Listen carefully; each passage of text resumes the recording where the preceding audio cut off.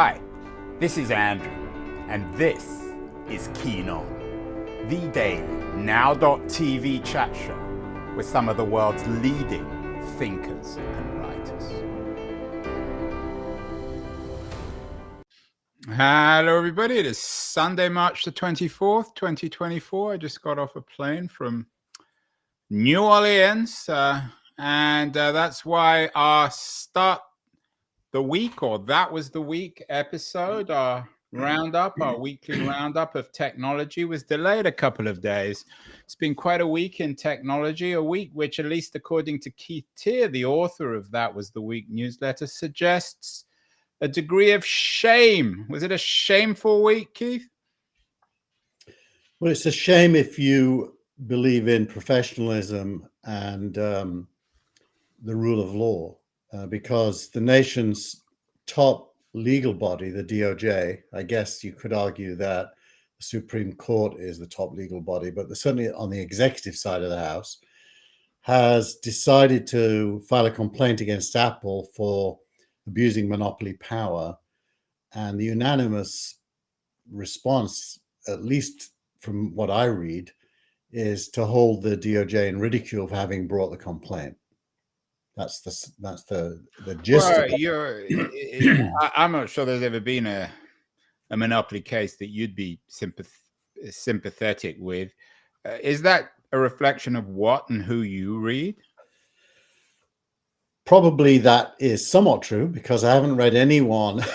I literally haven't read anything that is defending the DOJ, but I do believe in this case it's because their case is so flawed that it would be super hard to support them. So what is the case, the DOJ case against Apple? They make 5 points, actually, but the broad thrust of it is that Apple is a monopoly in a market that the DOJ has defined as top-end smartphones. So it's had to, if you like, it can't accuse Apple of being a monopoly in smartphones because it only has 20% of the market globally and about 50% in the US. So it's defined a smaller market. It has language to describe, superior smartphones, basically. And it gets to Apple being 65 to 70% in that market, and then adds in Samsung and says between the two of them, they're 90%. So it's a kind of a sleight of hand to create a market that none of the rest of us recognize as a market. We think of it as a small part of a bigger market. So it's really jumping through hoops to try to define the scope of monopoly. Given the DOJ's ongoing cases with Google, some with Amazon as well, do you think Apple just had it coming, that the DOJ felt, well, if we're going to go after Google and Amazon, we've got to go after Apple too? Well, I think based on the modus operandi at the DOJ, which I believe is inspired by Lina Khan's... your friend, the graduate student, right? Yeah, her PhD paper. Given their modus operandi, where I think the crime is to be big, not to be a monopoly and abuse monopoly power, but simply to be big and powerful is a crime, because it gives you pricing power and all kinds of other things. Now, the Sherman Act, which is the Antitrust Act, doesn't really cover those things, but the philosophy at the DOJ and the FTC is to go after those things. So they have to really file complaints against everyone if they believe their own philosophy. And so the Sherman Act suggests that if large companies are doing harm, am I correct, if they're doing harm to consumers? Not really large. They have to be monopolies with a capital M. Right, they have to be monopolies, and they have to also be doing harm to consumers. They have to be abusing monopoly power, yeah.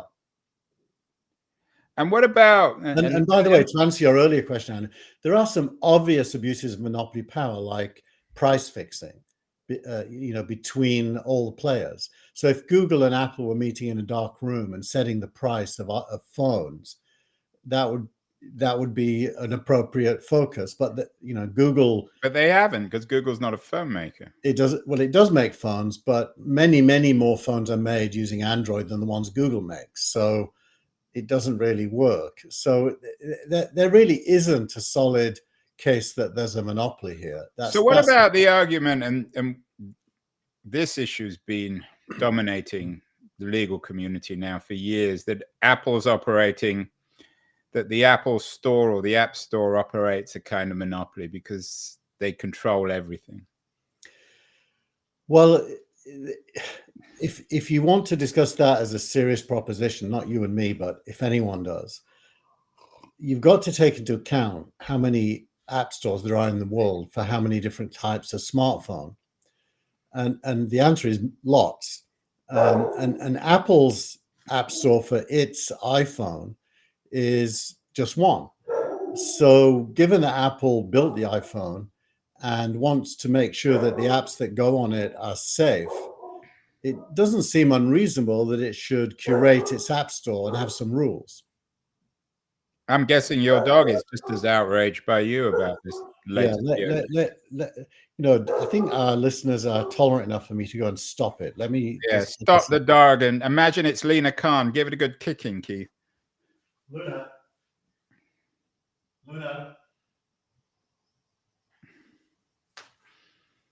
We can talk while Keith's away, shutting his dog up. Probably a pro. Is that a pro DOJ dog, Keith? It may be objecting to my narrative. That's entirely possible. I think it's probably offended by your narrative. Shame on you. Yeah. In all seriousness, no, do we need to use this word shame? I hate this word. It's such an annoying word. Why? What's so shameful about it? It's a political initiative. Clearly, the Biden administration or the DOJ under the Biden administration doesn't much like big tech, so it's going after Apple. So what? It's not shameful. Well, don't you think? I mean, this is serious now, just between you and me. No, I was being serious. Don't you think they're shooting them? Well, don't you think both TikTok and Apple are the two targets you wouldn't want to go after if you want young people to support you? I don't know about Apple. I mean, I would use the word shameful in terms of TikTok. I think that is shameful to try and shut the thing down or force a sale. But with Apple, it's actually using it. It's swings and roundabouts. It's the nature of big tech and of a state that's seeking to somehow control it. You know, this isn't going to work out. There's no way that the DOJ is going to be successple with this. I'll tell you what. Even when they got good cases, they usually fail. And this is clearly a stupid case. Yeah, I agree. And a bit of a challenge here. If by the end of the show, we can come up with a better headline for this week's newsletter than DOJ shame on us, which is intended to say that if they get away with this, that's on us for letting them. But it isn't on us because none of us control the DOJ. And ultimately, this will be resolved in the courts by incredibly expensive lawyers, maybe even by the Supreme Court. So it's got nothing to do with us. It's certainly got nothing to do with me. Well, in a democracy, the people always have a voice. And, yeah, but no one's going to vote on this. No one cares enough. I mean, even if the DOJ got what they wanted, how would that impact Apple and the iPhone ecosystem? Well, it's hard to know until you know what the specifics would be. Steven Sinofsky, who's in this week's newsletter, went through this. He was very senior at Microsoft. Yeah, you've got a good tweet from him. What does Sinofsky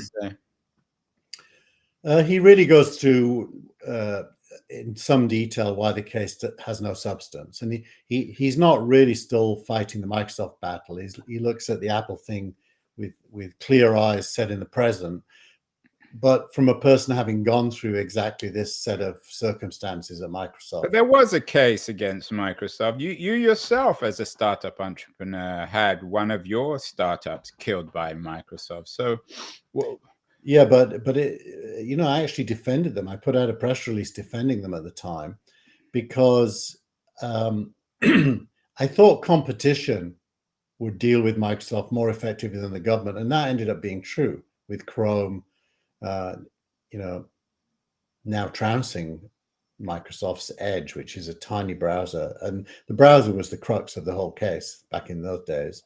Microsoft missed mobile. Microsoft arguably missed the cloud, although they're strong in the cloud now. It's as a secondary player. and they somewhat missed AI. They're, as we'll see this week. Well, we'll talk about that. And one interesting piece in the one theme in the newsletter is you bring up Kurt Vonnegut's short story, Harrison Bergeron, about on this sort of on the dangers of radical egalitarianism. What's the connection between the Apple case and Vonnegut's short story? So I read the short story after I sent you the draft of the editorial, and I've added a paragraph to the editorial subsequently, which is exactly answering your question. And if you wanted to reduce the DOJ case down to a kind of a populist phrase, it would be Apple should be as bad as Android, and it's not fair that it's better. And the Bergeron story is a story of the state insisting that everybody is the same and handicapping anybody with natural abilities to make them as challenged. Yeah, and in the story, there's something called the United States Handicapper General. Everyone has to be equal.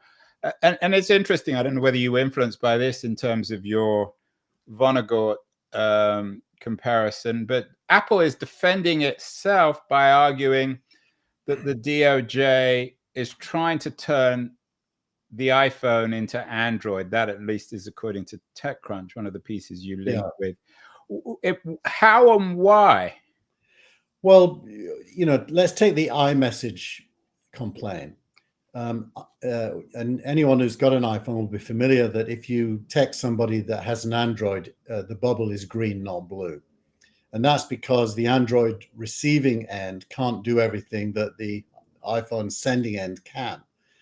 And one of the DOJ complaints is that should be changed, which would mean reducing iPhone's messaging capability down to being equal to Android. That's just one example. And that, by the way, at a time when you can have WhatsApp on both phones and do pretty much anything you want with WhatsApp that's equal. So it's not even as if there's a problem. They're basically saying to Apple, you can't have a better messaging platform. And on the face of it, that's a ridiculous. Is there acknowledgement within the tech community that Android is a lower end product, less? Yes. Less, and Android phones obviously are cheaper and a different kind of customer.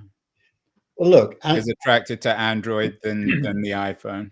Yeah. Well, let's be balanced. Android is fantastic. It has about 80% market share worldwide. Not just smartphones, by the way. Your TV might be running Android. If you've got a set-top box, it's probably running Android. If you have a projector, it's probably running Android. So Android's everywhere and huge. And in terms of delivering modern capability to people at low cost, it's fabulous.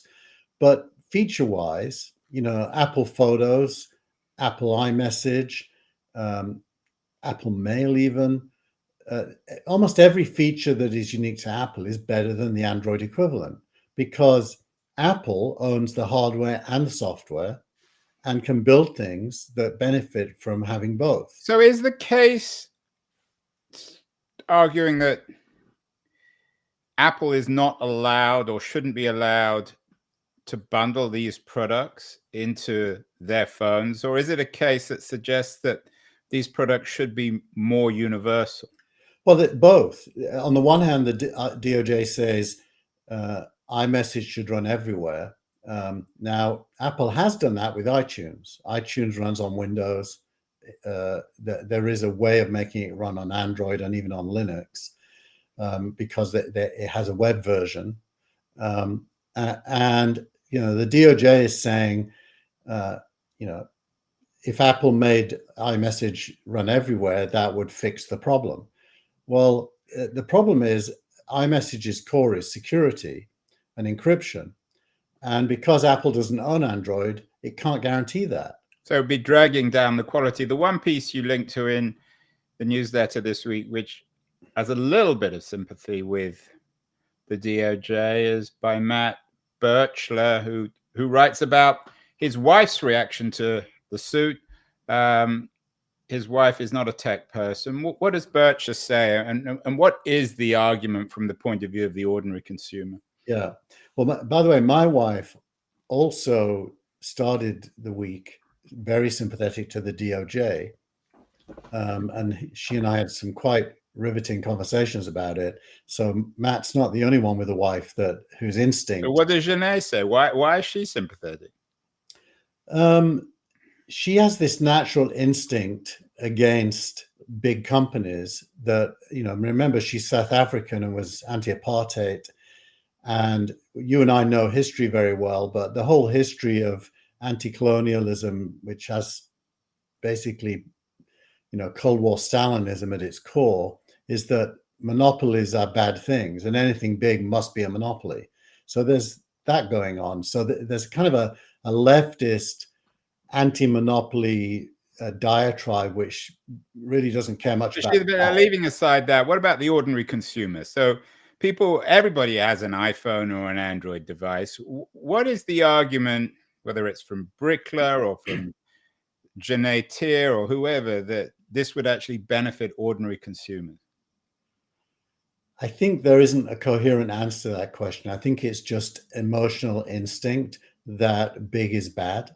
What about pricing? I mean, iPhones are still more expensive than Android. Is it an attempt to maybe bring down the price, Apple to bring down the price of their iPhone? There's a great piece in Bloomberg today that debunks that. I mean, effectively, the iPhone is free if you have a wireless contract. So it isn't but really. All phones are free then, and then that's a moot argument. Yeah, well, people like me, I'll buy an iPhone at cost price. You buy an iPhone every week. You're not typical. What about the ordinary person who buys an iPhone maybe once every 3 or 5 years? What? Ordinary people get their iPhone for the same price you can get an Android phone, basically free. It's built into the $20 or $30 a month you pay. But it does have a price, a formal price, whether it's $1,000 or $1,100. It does. It's just that nobody pays that price. Well, some people do. Some people do who can afford it, yes, and I do. It goes all the way from, I'd have to go to Apple's website to remember the range now, but I think it starts in the like $399, $499 kind of at the low end. Let's just say iPhone. So if you can start at the iPhone SE, where you get all the software, and if you click buy, the price starts at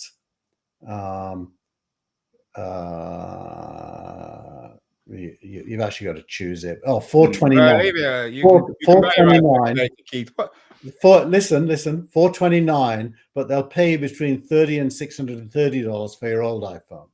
If you have one. But leaving that aside, what is the politics here? Is it just that the Biden administration probably only has 6 months left? Are they just throwing this stuff at the wall now? I'd be pretty shocked if Biden has his hands on this, because I think if he could, and obviously there's a Chinese wall between the DOJ and the White House. They're not really meant to have their hands on things, just like the Federal Reserve. There's a wall. So I suspect Biden doesn't have his hands on this. Yeah, but the Khans of the world know that they may only have 6 months left, because if Trump's reelected, they'll all get thrown out of office. So the politics really is Elizabeth Warren driven. Oh, another of your favorite women, Keith. Is it the left? Is this what you're fearful of? The woke left? Well, it isn't really left, is it? It's a misunderstanding of the role of technology in progress.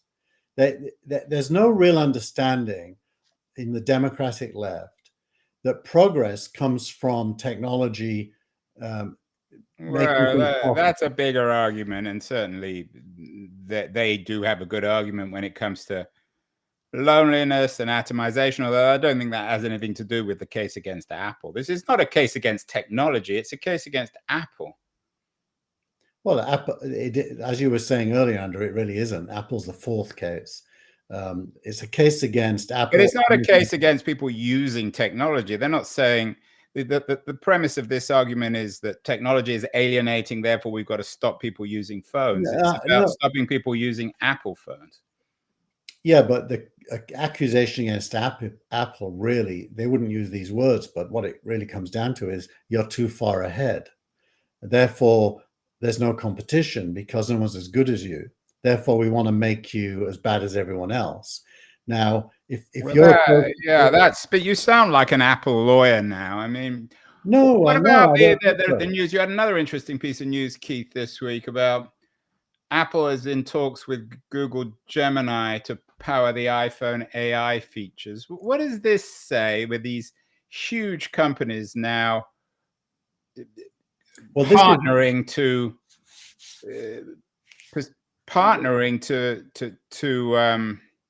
to make themselves, for better or worse, even more powerful, whether it's the Gemini AI or Apple?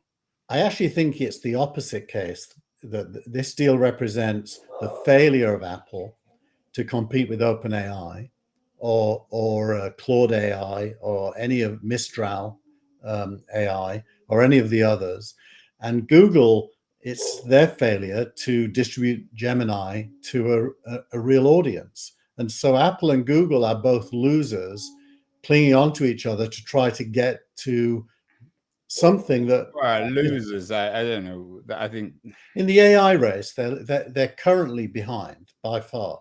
Well, they're not losers. The So race has barely begun, and that's just a some use of. people argue that Google's Gemini and OpenAI's ChatGPT are relatively equal, but They're not. They're not. But Claude AI is. I mean, it's even better. I've started using it more than OpenAI now. But that's a startup again. And InflectionAI that Microsoft. Well, we're going to talk about inflection because that's. But the key is that none of them are Apple or Google. And Apple and Google, competition is embarrassing them in the AI space, which is how it should be. Yeah. Another of the pieces, your video of the week from Jason Lemkin is about the odds of raising Series A funding for your startup.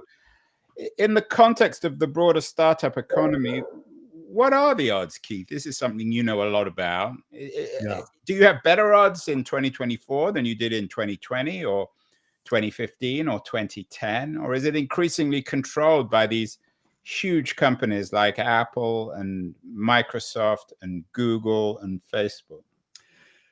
Well, the hard thing is in venture capital, it takes about 4 years to know what the odds were. A round happens and then you got to wait and see. So what Jason is talking about really is backward-looking data going back to about 2019.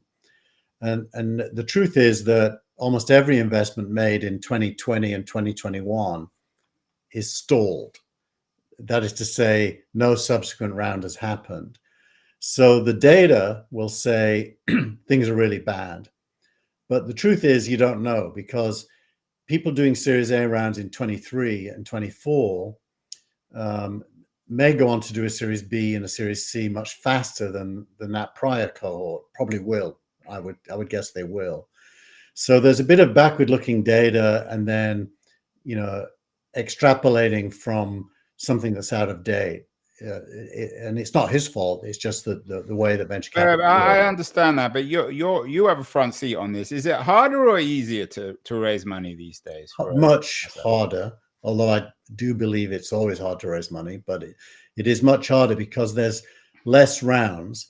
However, the amount of money being raised has gone up. I can actually show you the trends amazingly, because I happen to run a company that does this. Let me just pull up the web page. But I have to log in while I do it. And I think what you'll see is that the amount of money being raised per round is on a very strong upward tick now in 2024. However, there's a lot less rounds happening. So from the point of view of the business of the DOJ and the business of the American government generally, I think in terms of tech, is trying to create a level playing field, right? if you were the DOJ, what would you be focusing on? You're always bashing it. You hate Lina Khan, but are there areas where you think they could be working to benefit young entrepreneurs, Series A entrepreneurs with important, interesting ideas? Well, they already do some of that. If you follow the former AOL CEO Steve Case has a venture fund called Revolution: The Rise of the Rest, and it's a lot of money, and a lot of it's government money, and it's focused on I think they're called enterprise zones, but I mean places outside the East Coast and Silicon Valley. Yeah, and they've given all kinds of tax breaks plus money to entrepreneurs. But that's not a DOJ issue. It's not DOJ, but it is government. Where should the DOJ be looking? I mean, they got to do something, Keith. Or you're suggesting they should be just shut it down, like in a Trumpian way, just get rid of it. No, I think the DOJ's job is to focus on crime, and it isn't. It's focused on politics right now, and that there's a contradiction between the DOJ should only be a legal force, not a political force. And I would have said the same under Trump when he tried to get Biden arrested for the stuff his son did. The DOJ should not be an instrument of politics. It should be purely legal. But Lina Khan was appointed as a political appointee to the FTC. Well, they usually, I mean, all these appointees are political. You just don't like Lina Khan. What about Trump? He's in the news. He's always in the news, but he's in the news in a tech way this week. Truth Social's going public might allow him to pay off some of his debt or some of the punishment from other legal inquiries. Is this right? Is Truth Social? I mean, what I've read is that it's not really a company. So how's it raising so much money? Well, so Andrew, going back in our history, this is a SPAC. It's called the Digital World Acquisition Corporation. Yeah. The SPAC is funded by friends of Trump. And what happened late last week is that they agreed to merge with Truth Social, which is how SPACs work, which means the money sitting in the SPAC will now become money on the balance sheet of. Can they pull it off? Is this just another political maneuver to allow Trump to pay his debt? I think they will be able to pull it off because inherently it's an inside decision.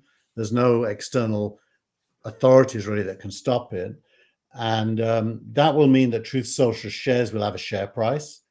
Now, in the case of most SPACs recently, the share price is reduced by often more than 90% very fast. The starting point for this will be that Trump's shares are worth about $3 billion. The question is, can he get money out before the share price crashes? Can he? You're the expert on this. I mean, it will look it will look dreadful if he. Who loses the money then? If Trump, the buyers of the shares. But why are the buyers of the shares in agreement? Everybody knows what's going to happen. Trump will try and take as much money out as he can, and then the price will crash. Very likely, which means you've got to go and look at the sponsors of the SPAC and ask the question: is that their expected outcome anyway? And if the answer to that is yes, then the losers will be retail investors who buy the shares on day one. Bad smell there, Keith, and a bad smell, I think, also another announcement. Saudi Arabia announced a $40 billion AI fund. Saudi Arabia, of course, being one of the most troubling authoritarian states in the world. Are you troubled by this, or do you like Saudi investment?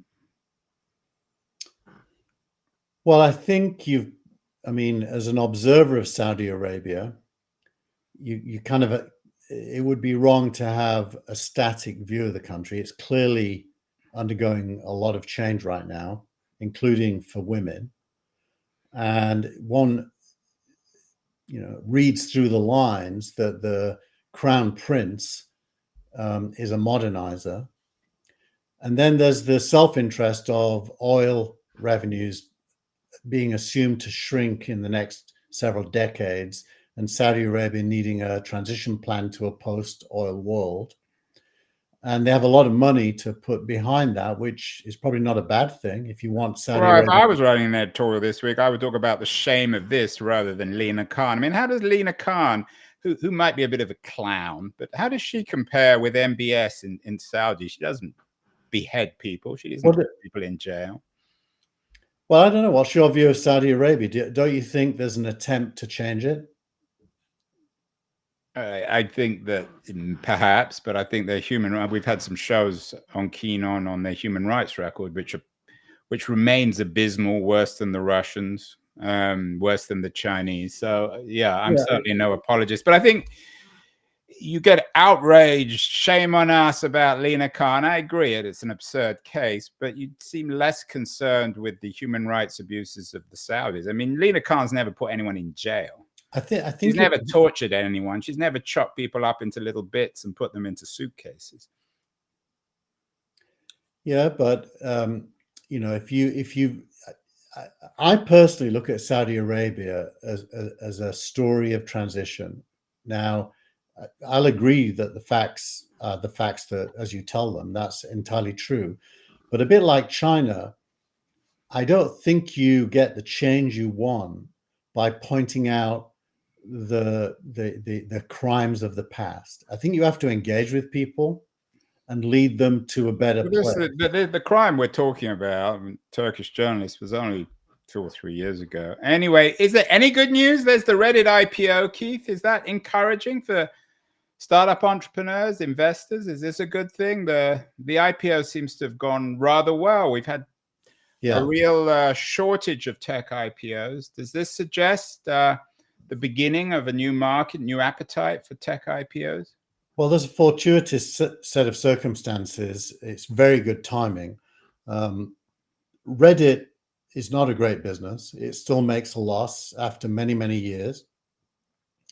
However, it's recently started getting large sums of money from AI companies to allow those AI companies to train models on its data. It has a lot of data because it's a huge community-centered site with detailed knowledge of all kinds of specific topics.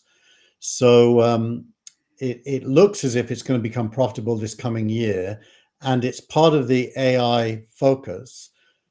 Its share price went up 48% from that $34 number. So are you saying that Reddit's value now is that they're using the content to train models? The sort of the training, the guardrails. Does everyone who posts on Reddit, do they know that they're helping to build value to OpenAI or Inflection or Gemini? I would say yes. People are pretty aware. Reddit has a cryptocurrency that it rewards its users in for attention that their posts get. And so there's a kind of a self-built-in incentive for attention. So I don't think most Reddit posters want, their data to be private. They mostly want it to be shared. So you don't think this is a big deal? You think it's... I don't think it's a big deal. I think the market for data is only going to get bigger and bigger and bigger. Like, I have 100% of the data as it pertains to venture capital. And then on top of that, I've built some scoring algorithms. I can't tell you how many times a week people call me trying to buy the data from me. And I don't sell it because that's not my business. But data is very valuable. Well, Reddit, in spite of their IPO, didn't win the most coveted award in tech, Keith Teare's Startup of the Week. That went this week to Neuralink, which has developed a new product showing patient using brain implants to play chess on a laptop. Is this the best news of the week, Keith? The Neuralink news? Well, it's mind-blowing in that I wouldn't have thought it was possible. But this is a paraplegic. I think whatever the worst is, it's from the neck down, no sensations whatsoever.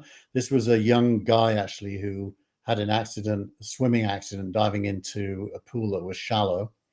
And he's from the neck upwards, he's fine, but from the neck downwards, he isn't. And they showed him playing chess on a screen using the Neuralink to do very precise movements. Like he could move the cursor and pull down menus and click on options in a fast, no delay, and move chess pieces and play chess. And the excitement in his voice as he explained what a breakthrough it was for him to even be able to, he couldn't contemplate doing something like that. So the fact that this is tech for the good. There's nothing dodgy, nothing ambiguous about this. Even if it's an Elon Musk owned company, it still benefits humanity. This would be one of your arguments for embracing technology rather than being Lena Khan-like suspicious of tech, of big tech. Yeah. Well, finally, one of the other interesting pieces of news, this was in TechCrunch, was that Microsoft, quote unquote, seemed to have acquired InflectionAI, and this created an X from somebody called Jacob Austin. Always good to know you can be fired from DeepMind for being an arsehole. Abandon your startup, your dollar startup, and still get hired as a Microsoft VP. This was in reference to Mustafa Suleyman, who I think was the CEO of Inflection, who now is head of AI at Microsoft. Why did you choose this X, and what does it tell us about what's happening in the AI space? Well, it blends a few things in a lovely way. I mean, the first is that this guy is a serious achiever, being one of the founders of DeepMind, which was started in London, is itself an achievement. Then he left. This tweet claims he was fired. I don't have any insight there, but it could be true. Was fired. He was the tweet. I don't know why you chose this particular tweet. He was fired from DeepMind when it was part of Google for bullying behavior, and he left. Oh, that's right. Now I remember. Anyway, he then went on to form Inflection with money from Reid Hoffman and others. Yeah, and Reid Hoffman had an operational role, wasn't he? Co-CEO or chairman? Chairman, I think. And Reid is leaning into AI heavily. And then clearly what happened here is Microsoft seduced Mustafa to want to go and join them. Because of the DOJ, Microsoft couldn't just acquire InflectionAI because it probably would have been blocked. So instead, they've licensed the software for $650 million and hired the founding team.